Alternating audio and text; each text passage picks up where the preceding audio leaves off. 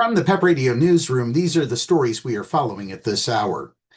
Defense Secretary Pete Hegseth has ordered the U.S. Navy to rename the USNS Harvey Milk, a highly rare move that will strip the ship of the moniker of a slain gay rights activist who served as a sailor during the Korean War. U.S. officials say Navy Secretary John Phelan put together a small team to rename the replenishment oiler, and that a new name is expected this month. The officials, who spoke on condition of anonymity to discuss internal deliberations, said the next name had not yet been chosen. The change was laid out in an internal memo that officials said defended the action as a move to align with President Donald Trump and Hegseth's objectives to, quote, reestablish the warrior culture, end quote. It marks the latest move by Hegseth and the wider Trump administration to purge all programs, policies, books, and social media mentions of references to diversity, equity, and inclusion. And it comes during Pride Month, the same time as the Pentagon's campaign to force transgender troops out of the U.S. military. Pentagon spokesman Sean Parnell said in a statement that Hegseth is committed to ensuring that the names attached to all DoD installations and assets are reflective of the Commander-in-Chief's priorities, our nation's history, and the warrior ethos. The USNS Harvey Milk was named in 2016 by then Navy Secretary Ray Mabus, who said at the time that the John Lewis class of oilers would be named after leaders who fought for civil and human rights. Milk served on the San Francisco Board of Supervisors and had sponsored a bill banning discrimination based on sexual orientation in public accommodations, housing, and employment. It passed, and San Francisco Mayor George Moscone signed it into law. In other news, it appears that Donald Trump and Elon Musk are having a bit of a tiff. Elon Musk blasted President Donald Trump's big, beautiful bill of tax breaks and spending cuts as a, quote, disgusting abomination, end quote, on Tuesday, testing the limits of his political influence as he targeted the centerpiece of Republicans' legislative agenda. The broadside, which Musk issued on his social media platform X, came just days after the president gave him a celebratory Oval Office farewell that marked the end of his work for the administration, where he spearheaded the Department of Government Efficiency, better known as DOGE.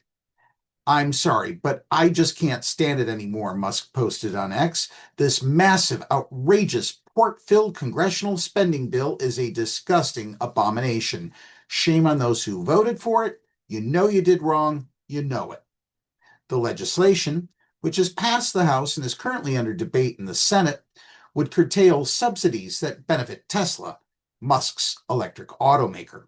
The tech billionaire followed his criticism with a threat aimed at Republicans. In November next year, we fire all politicians who betrayed the American people, he wrote in another post. And finally, the Department of Education is honoring June as Title IX month in what appears to be a direct rebuke of LGBTQ plus people who are currently celebrating Pride Month. But the current administration does not appear to be recognizing Pride Month this year. In an announcement yesterday, the Department of Education said that June would be Title IX month in honor of the 53rd anniversary of Title IX of the Educational Amendments of 1972 being signed into law. Title IX is the federal law that bans discrimination based on sex in education. The law has been used by both pro and anti-LGBTQ plus rights advocates to argue for and against equal rights. On the left, progressives argue that discrimination based against LGBTQ plus people is inherently a form of discrimination based on sex, since it is impossible to discriminate against someone's sexual orientation or transgender status without taking their sex assigned at birth into account. On the right, conservatives argue that the general idea behind Title IX is protecting girls and women from discrimination in education and that rights for LGBTQ plus people take away from rights for girls and women, especially when it comes to transgender girls' participation in school sports.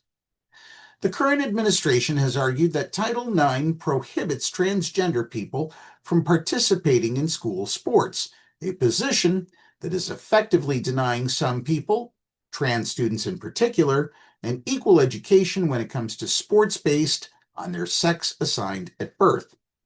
Education Secretary Linda McMahon said in a statement that Title IX month is also about excluding trans people from other sex-segregated intimate spaces, including sororities and living accommodations on college campuses. This administration will fight on every front to protect women and girls' sports, intimate spaces, dormitories and living quarters, and fraternal and panhellenic organizations, she said. That's the news at this hour. Download the Live 365 app to take PEP Radio with you wherever you go. If you are watching this video on YouTube, be sure to subscribe to the PEP Radio channel. Up next, we have the Meadville area forecast here on PEP Radio.